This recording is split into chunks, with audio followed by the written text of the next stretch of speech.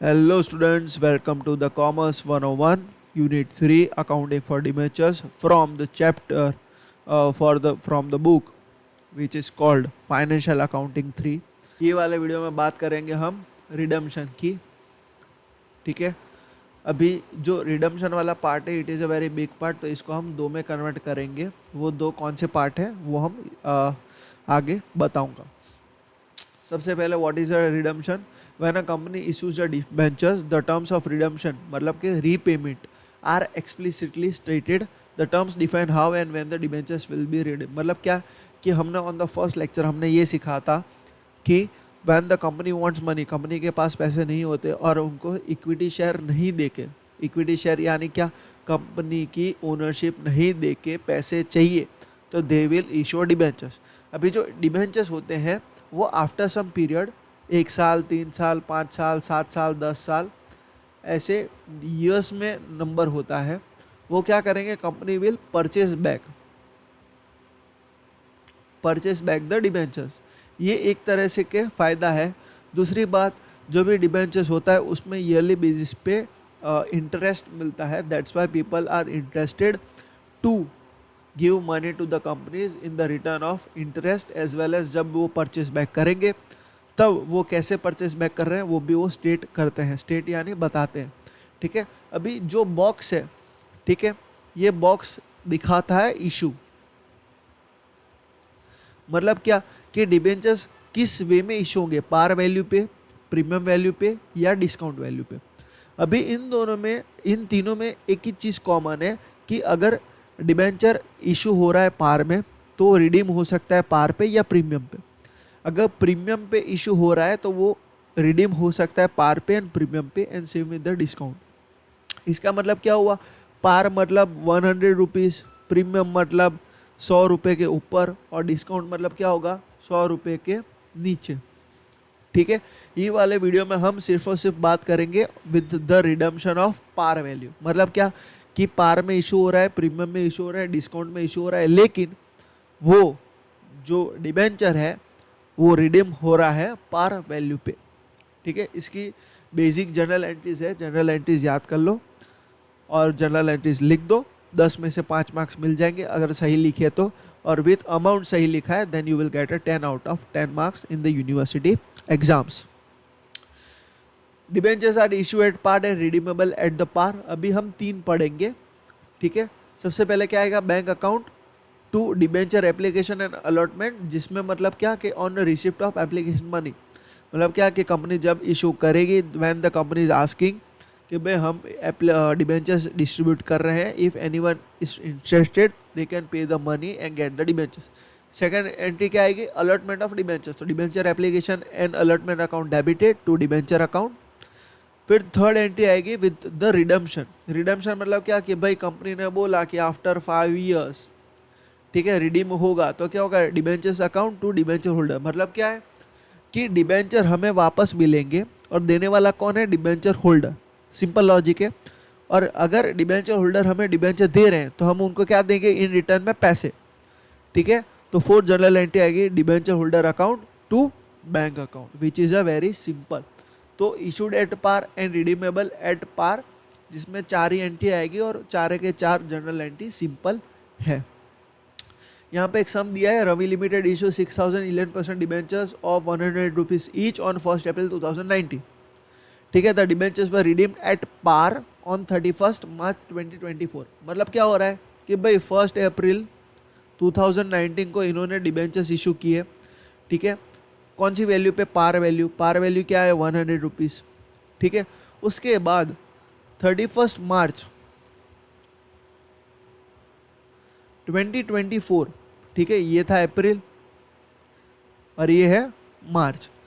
मार्च 2024 को ये लोग क्या करेंगे, रिडीम करेंगे with the par value. Par value क्या है, 100 रुपीज़. मतलब कितना टाइम पीरियड है वो देखना है. तो टाइम पीरियड मैटर नहीं करता, हमें सिर्फ डेट जो भी लिखेंगे हम वो प्रॉपरली लिखेंगे. ठीक है, जनरल एंट्री लिखेंगे. स्टार्ट कहाँ से करेंगे हम, सिंपल है, स्टार्ट कहाँ से करेंगे, 1 अप्रैल.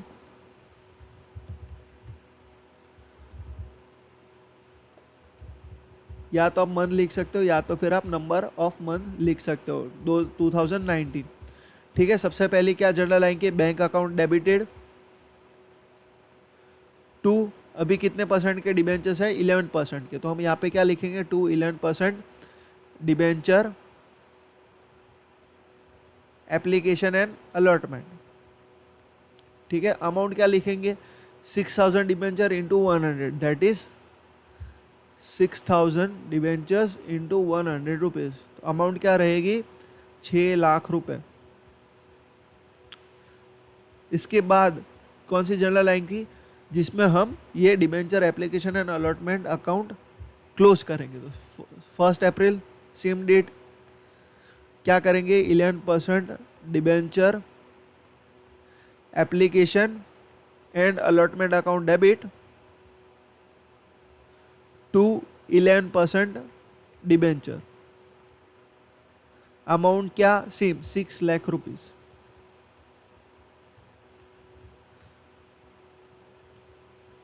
इसके बाद अभी जब क्या होगा, 31 मार्च 2024 पे ये लोग रिडीम करेंगे, तो 31 मार्च कौन सा year, 2024।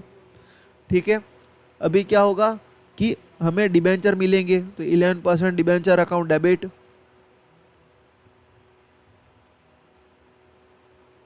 To debenture holder account.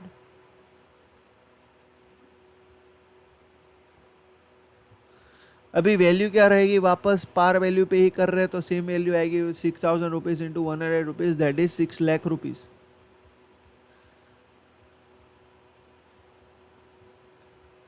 और लास्ट में क्या आएगा, सेम डेट, जिसमें क्या होगा, बैंक मतलब क्या डिबेंचर्स मिल गए हैं, तो डिबेंचर होल्डर को पैसे पे करने पड़ेंगे, तो डिबेंचर होल्डर अकाउंट डेबिट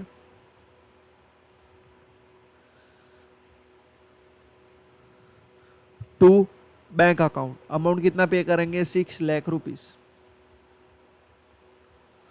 जो फर्स्ट है हमारा क्या था, issued at par and redeemed at par, वो कंप्लीट।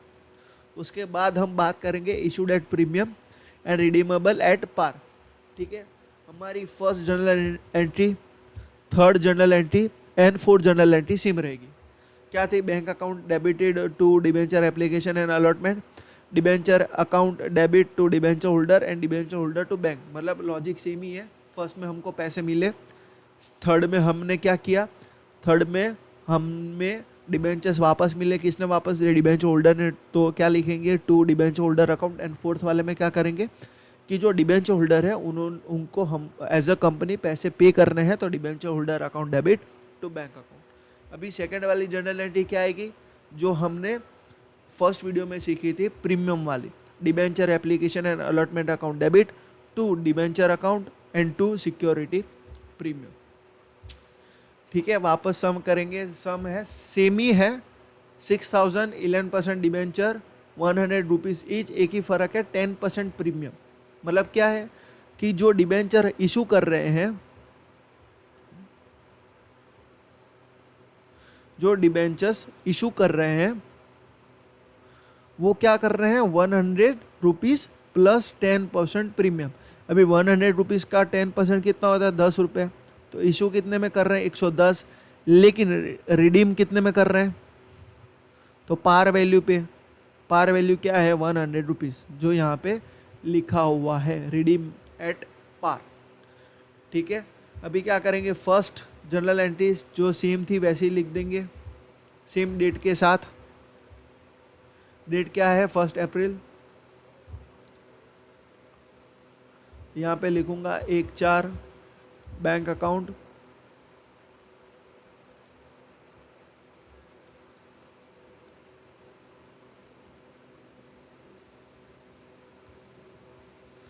पैसे कितने मिल रहे हैं हमें, तो हमें पैसे मिल रहे हैं 6000 rupees into 6000 debentures into 110 rupees,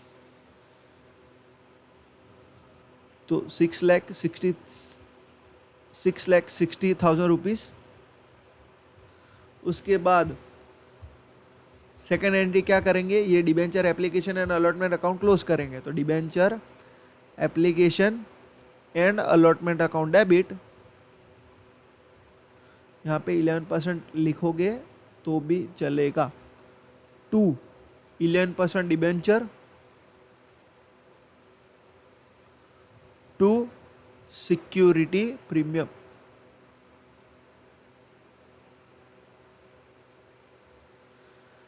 amount क्या लिखेंगे, 6,60,000 रुपीज़। उसमें डिबेंचर की वैल्यू क्या है, 6,000 इंटू 100 एंड 6,000 इंटू 10, जो किसकी वैल्यू है, सिक्योरिटी प्रीमियम। तो 6 lakh rupees debentures and 60,000 rupees that is security premium. Third journal entry आएगी 31 मार्च। क्या आएगी कि हम डिबेंचर हमें डिबेंचर वापस मिलेंगे, तो 11% डिबेंचर अकाउंट डेबिट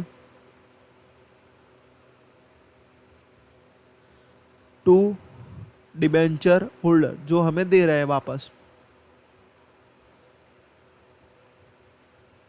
अमाउंट क्या आएगी, 6 लाख रुपीज़। क्यों, क्योंकि ये जो रिडीम हो रहा है वो कितने में रिडीम हो रहा है, पार वैल्यू। पार वैल्यू क्या है, 100 रुपीज़। और लास्ट में 31/3 क्या करेंगे, डिबेंचर होल्डर को पैसे देंगे। तो लेने वाला कौन है, डिबेंचर होल्डर। क्या लेगा, बैंक में से या तो एज अ कंपनी हम पे करेंगे पैसे, तो bank account debit credit. Amount क्या आएगी, 6 लाख रुपीज़। आई होप आप सभी को समझ में आया होगा। यहाँ पे हमारी सेकंड टाइप ऑफ रिडीम के कंप्लीट। अभी थर्ड वन क्या है, issued at discount. Issued at discount and redeemable at par. First, third and fourth journal entry same. Second वाली जो जर्नल एंट्री करेंगे वो वीडियो फर्स्ट से हमने जो सीखा था कि डिस्काउंट की जर्नल एंट्री कैसे लिखते हैं वो हम करेंगे। क्या दिया है, Ravi limited same question, issued 6,000 11% debentures of 100 rupees each at 5% discount and redeemed at par on 31 March. मतलब क्या है कि 100 रुपये में से 5% डिडक्ट करेंगे तो 95 रुपीज़ में इशू हो रहे हैं। मतलब क्या हुआ, 5 रुपये डिस्काउंट। इसके बाद रिडीम कितने में हो रहे हैं, तो पार वैल्यू क्या है, वो है ₹100। तो अभी जो फर्स्ट जर्नल एंट्री है वो हम लिख देंगे, जो आगे हमने लिखी थी वैसे सेम ही आएगी, सिर्फ अमाउंट चेंज होगा।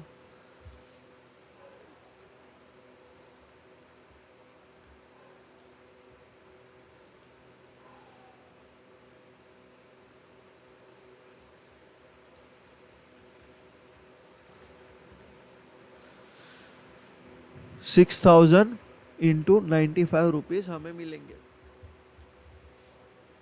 तो अमाउंट आएगी 5,70,000 रुपीज़। उसके बाद सेकेंड जर्नल एंट्री क्या करेंगे, ये अकाउंट क्लोज करेंगे। तो 11% debenture application and allotment debit, फिर डिस्काउंट ऑन डिबेंचर्स,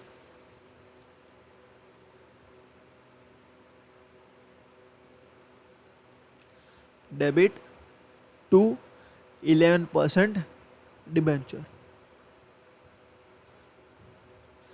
अभी यहाँ पे क्या लिखे, 5,70,000 रुपीज़। अभी 6,000 का कितना डिस्काउंट दे रहा है, 5 रुपीज़, ठीक है, पर डिबेंचर। तो ये यहाँ पे क्या आएगा, 30,000 रुपीज़। टोटल वैल्यू क्या आई, 6 lakh rupees.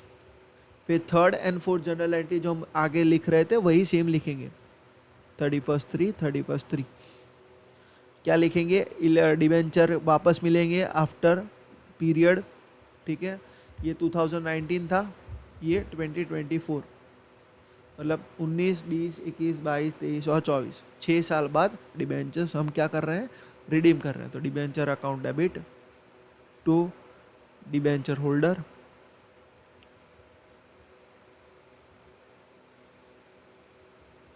Amount 6 lakh rupees. और लास्ट जर्नल एंट्री सेम, जिसमें हम क्या करेंगे, डिबेंचर होल्डर्स को पैसे देंगे। तो debenture holder account debit to bank account, amount 6 lakh rupees. और यहाँ पे हमारी जो थर्ड टाइप ऑफ सम था with the redemption with at par, वो ख़त्म हो रहा है। यहाँ पे हमारा वीडियो 3.1 ख़त्म। आगे के वीडियो में हम सीखेंगे the redeemable at premium. So stay tuned for more videos. Best of luck for exams, do well and please like, share and subscribe to the Commerce 101 and best of luck for exams. Thank you for watching the Commerce 101.